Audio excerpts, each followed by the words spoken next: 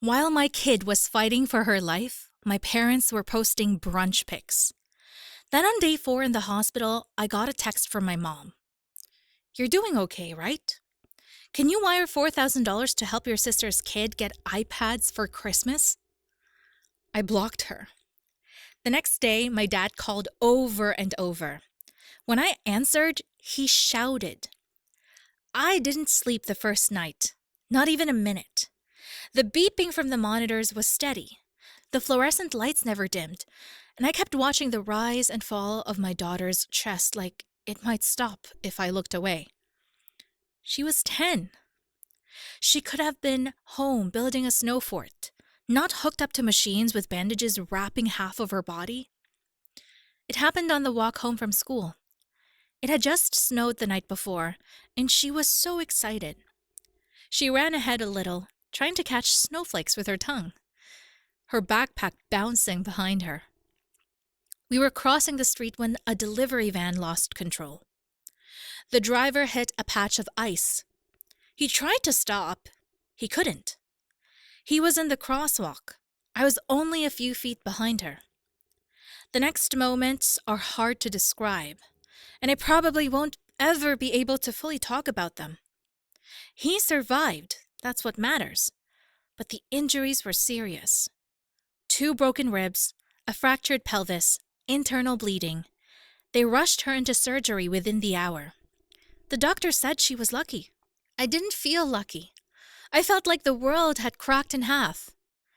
It was a blur after that. I moved into the hospital room, barely ate, barely spoke. Her face was pale, her body still. I sat beside her, holding her hand when I could, whispering things she couldn't hear, watching monitors like they were lifelines.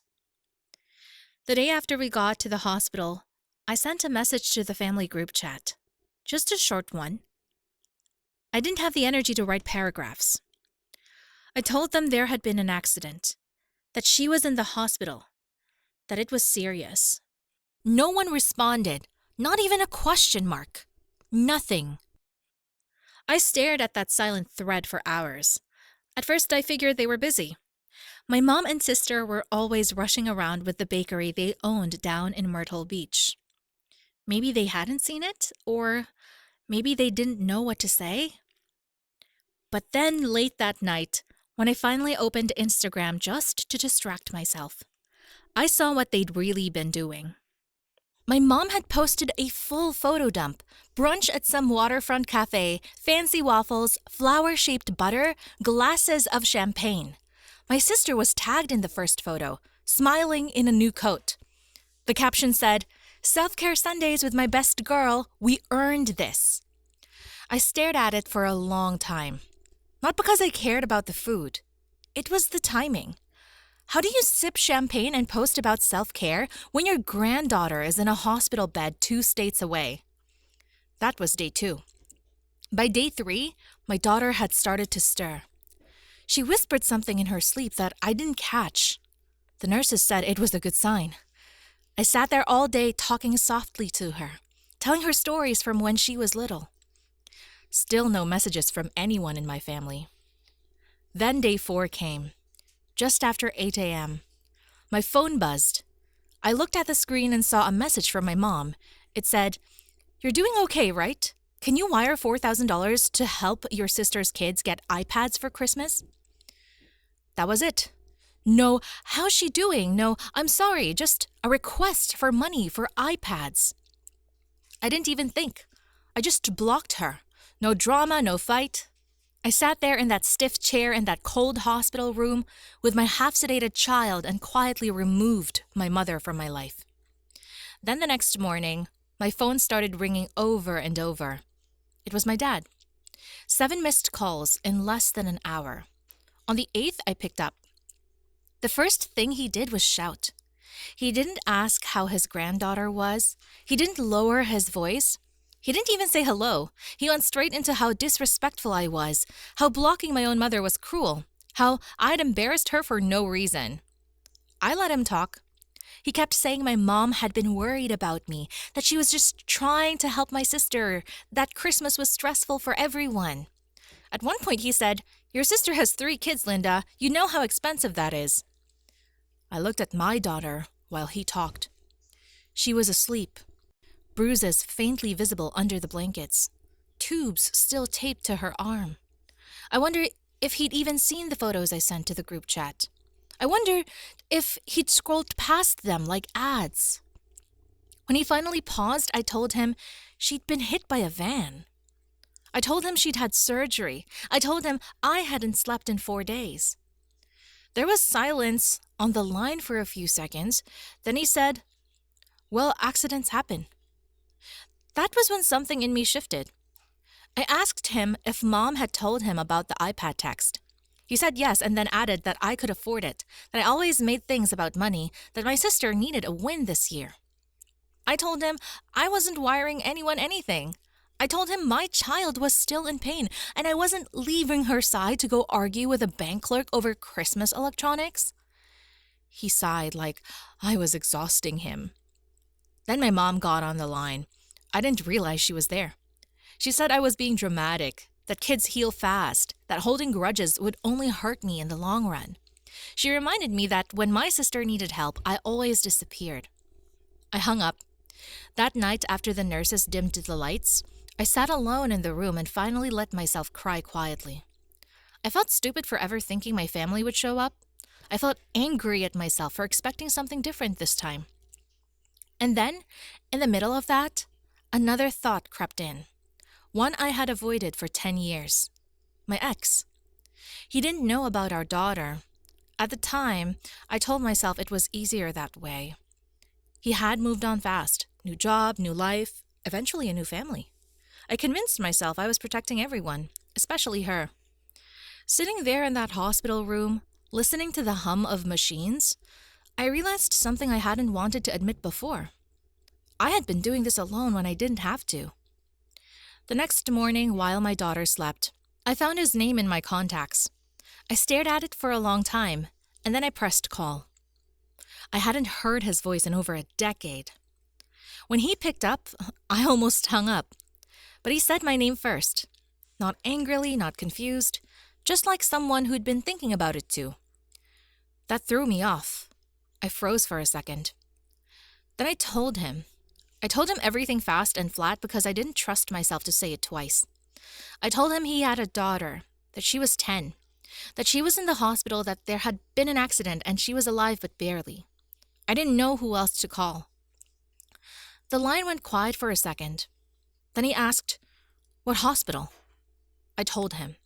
He said, "I'm coming, don't hang up, text me the room number." I said, "Wait, you live..." And he'd already ended the call. I didn't expect him to show up, not really. I sat there hating myself for reaching out, for dragging him into it, for hoping. But 2 hours later, he walked through the hospital room door. He looked exactly the same, just older. Same walk, same jacket, same stupid calm expression. He didn't even look at me first. He went straight to her bed. He stood there for a minute, quiet. Then he sat down beside her and just whispered her name. I don't know how long we stayed like that. It felt like time stopped. Then he turned to me and said, "She looks like you." I told him her name, her favorite things, that she liked drawing and swimming and hated peas. I told him she'd never asked about her dad because I'd never given her a reason to. I told him I didn't know if I was doing the right thing by calling. He said, "You did." And then he said something that shocked me so much I actually laughed. He said, "I always knew you were hiding something." I blinked. What? "I could never prove it," he said, "but I always felt like you left with more than just a suitcase. I just thought if it was true, you'd tell me when it mattered." Then he looked at me, and I knew he wasn't mad, just sad. "I didn't want to ruin your life," I said. He shook his head. "You didn't ruin anything. You just kept me from knowing her." That night, he didn't leave. He sat up with me while she slept. We talked not about the past, not about us, but about her. I told him everything I could remember from every year he'd missed. He didn't flinch once. He just listened. The next morning, he called his wife. I expected a fight. I expected her to scream or cry or demand he come home. Instead, she said, "Then you need to be there. We'll figure the rest out later." That shocked me even more than the fact that he showed up. He stayed 3 nights in the hospital. On the fourth, my mom tried calling again from a different number. I declined. Then I got a message from my sister. "If you think this little stunt gets you out of Christmas, think again. You owe Mom an apology." Before I could even respond, he took my phone, texted back one sentence, and blocked her. He handed it back and said, "You don't owe them anything." Then he smiled and said, "But you do owe me a picture of her first birthday. I'm not leaving without it." And for the first time in weeks, I laughed. We got to go home 5 days before Christmas. She still needed help walking, still woke up in the middle of the night crying from pain or half-remembered flashes of the accident. Her body was healing, but everything else, the fear, the panic, the way she clung to my hand like I might disappear, that would take longer. Ben carried her up the stairs. I unlocked the door, and for a second everything felt wrong. Like the house hadn't been waiting for us. Like life had kept going without us in it. I walked through each room like a stranger. Then I saw the stuffed bear on her bed. The laundry had never finished. The crayon marks on the wall she was supposed to clean. And I remembered this was still home. That week was quiet in a way that didn't feel real. Ben stayed just like he said he would. He made breakfast every morning. Actual breakfast, like scrambled eggs and toast, not just granola bars. He helped her with her meds, even found a way to make her laugh while doing it. He acted like he'd always been there. She called him Ben like it was normal, and he never pushed for more. We hadn't told her yet. I thought it would confuse her or overwhelm her, and I was terrified it might backfire. But I honestly think she knew. Maybe not the full truth, but something. Kids are better at reading people than adults are. She lit up when he walked in the room, trusted him without hesitation. One night after she fell asleep, I found him sitting on the couch looking at the photo of her on the fridge, the one from her 3rd birthday, frosting all over her face. He didn't say anything, just stared at it for a while. Then he asked if I still had the video from that day. I did. We watched it on my phone, both of us quiet. I don't know what hit harder, seeing her tiny voice sing happy birthday in that squeaky little way, or the realization that he'd missed so many of those moments. Not because he didn't want to be there, but because I never let him. The next day, the messages started. "My mom first. Heard you're back. Hopefully you've calmed down." Then a longer one. "Christmas Eve is at our place. Your sister is making her famous stuffing. Bring the kid. Let's not make this into a thing." I showed Ben. He didn't say much, just scrolled through the text slowly. Then he looked at me and said, "You don't owe them this." I nodded, but I could feel that old pull, the guilt, the second-guessing. They always made it seem like I was the problem, like my reactions were the real offense, not what they'd actually done. But this time I didn't cave. I wrote back, "We're not coming, please don't text again. You weren't there when she almost died. You don't get to pretend now." They didn't take it well. My mom called 3 times, I didn't answer. Then my sister texted, "Wow, you've made everything about you again. If Mom cries at dinner, it's on you." I laughed, actually laughed, because it was such a ridiculous thing to say, like I hadn't been the one crying alone in a hospital chair while they posted brunch photos. Ben said, "Want me to respond?" I told him, "No, it isn't worth it anymore." I turned off my phone and got back to wrapping presents. Most of them were small books, puzzles, socks, one tiny art kit I'd found on sale. She didn't care. Just seeing the tree lit up made her smile. Then on December 23rd, just after sunset, the doorbell rang. I assumed it was a delivery. I opened the door without checking. It was Ben's wife. She stood on the porch in a long coat, holding a tray of cookies in one hand and a Target bag in the other, packed full of gifts. She smiled and said, "Hi, so he told me everything." I froze. She kept going. "I'm not mad. I mean, I was for about 2 hours, but then I saw the photos. I saw her and I figured, if you're not going to your family for Christmas, maybe you could come to ours." She held out the cookies. "Besides," she added, My kids already made a spot for her at the table. I stood there in the doorway, not saying anything. My brain was still catching up. Ben's wife just smiled, patient, like she knew it would take me a minute, like she understood something I didn't even understand yet. Behind me, I heard little footsteps. My daughter peeked around the corner holding the stuffed bear she hadn't let go of since the hospital. She looked at the woman on the porch, then up at me. "Is that the cookie lady?" Ben's wife laughed. "I guess I am now." We didn't go that night. I still wasn't ready. But she didn't leave empty-handed. She gave my daughter a gingerbread man and promised to come back tomorrow. But only if you save me one piece of the art kit magic I keep hearing about. Christmas Eve came fast. Ben asked again, gently, if we wanted to go. I said maybe. He didn't push, just packed the car like we were going anyway. And I surprised myself by saying yes. We drove through a quiet neighborhood filled with twinkling lights and those inflatable yard decorations kids always point at. My daughter leaned her head against the window the whole ride, watching every blinking snowflake. Ben's house, their house, was nothing like mine. Bigger, newer, decorated like a Pinterest post. But the moment the door opened, it didn't feel cold. His wife met us at the door again, wearing an apron with flowers on it. Her two boys ran past her, yelling something about a game.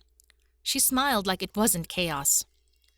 Inside, it smelled like cinnamon and roast chicken. Someone was playing Christmas music. The boys dragged my daughter to the tree immediately and showed her how to make paper snowflakes with scissors that barely cut. Ben stood to me in the doorway. We didn't say anything, just watched her fold herself into this new place like she'd always belonged. Dinner was awkward at first. Of course it was. I was sitting across from a woman I had unintentionally blindsided with the existence of a whole child. I was sharing a table with her sons, who didn't know yet that the girl eating mashed potatoes next to them was their half-sister. But then, in the middle of dinner, one of the boys looked up and said, "She's kind of cool. Can she come over next week too?" Everyone laughed. Even me. And just like that, it felt different. Like the air in the room shifted. My daughter was glowing. For the first time in weeks, she wasn't in pain or scared or asking if I was okay. She was just a kid again. After dinner, while the kids played with their new puzzles and the grown-ups sat with coffee, Ben pulled out his phone and showed his wife a video from the hospital. Just a short one. Our daughter drawing with trembling hands, smiling like nothing had ever gone wrong. His wife watched it all the way through. Then she looked at me and said, "You know, we never thought we'd have a daughter, but I think maybe we do now." I didn't cry, not then. I waited until later, when the kids were asleep on the couch and Ben offered to drive us home. I looked at them, all three tangled under a blanket, and said, "No rush." So we stayed a little longer. We ended up staying the night. It wasn't planned. I hadn't brought pajamas or a toothbrush. And my daughter only had the clothes on her back and the stuffed bear tucked under her arm, but no one made a big deal about it. The kids had fallen asleep on the couch in a pile, my daughter in the middle. A peppermint still stuck to her sleeve. Both boys leaning against her like they'd been siblings their whole lives. Ben's wife came over with a blanket and covered them all without saying a word. She looked at me and said, "You're not driving home in this snow." It had started falling again, thick and quiet. The streets were already turning white. I opened my mouth to say I'd be fine, but she cut me off before I could start. I made up the guest room. You're staying, no arguing. So I stayed, lying in that room, warm, quiet, unfamiliar. I couldn't stop thinking about how strange it all was. This wasn't supposed to be our Christmas. A month ago, I was bracing for another lonely holiday with a half-decorated tree, discount presents, and silence from my own family. And now I was falling asleep in the house of a woman I barely know, next to the man I used to love, listening to the sound of our daughter snoring softly in the next room. I thought I'd feel like an outsider, but I didn't. In the morning, I woke up to chaos. Happy chaos. Paper ripping, kids yelling, someone shouting, "He's got the dinosaur!" And then the sound of little feet racing down the hall. I walked out and found the three of them sitting around the tree, half dressed, already knee deep in wrapping paper. My daughter was holding a drawing kit, one of the good ones, and showing it off like it was treasure. Ben's wife handed me coffee. Real coffee. Hot. Not burnt hospital sludge. "Welcome to Christmas," she said. We watched them open gifts. There were extras for my daughter, wrapped and labeled with her name. Thoughtful ones. A scarf in her favorite color, a hoodie with her favorite animal, a set of paints with glitter that made her gasp. None of it was extravagant. It was just right. Ben sat down next to the kids and said, "Okay, so we need to tell you something cool." I tensed for a second. He looked at me, made sure I was still good with this. I nodded. Then he told them. Told them the girl they'd spent the last 24 hours playing with was their sister. That they had a sister. That I was her mom. There was silence for a moment. Then the older boy grinned and said, "Wait, for real?" Ben nodded. "Awesome," the kid said. Like someone just told him he won the lottery. "Can she live here?" Everyone laughed. My daughter didn't say much. She just leaned against Ben and didn't move for a long time. Later, when things had quieted down, Ben walked me to the car. The snow had stopped, but everything was white and still, like the world was holding its breath. He glanced toward the house, then at me. "You could stay," he said. "I mean, not just tonight. Really stay. We could figure it out if you wanted to." I didn't answer right away. I didn't know, not yet. Everything was still too new, too fragile. But something had changed in me, I felt it. Not just because he showed up, but because they did. All of them. They made room for us without asking for anything back. No guilt, no manipulation, no backhanded comments, just room. I looked at the house, at the window where 3 kids were still waving at us, at the woman who had baked for my daughter like she was her own, at the man who had dropped everything the moment he knew she existed. And for the first time in years, I believed it. We weren't alone anymore. Maybe this wasn't the Christmas I planned, but maybe, just maybe, it was the one we were meant to have.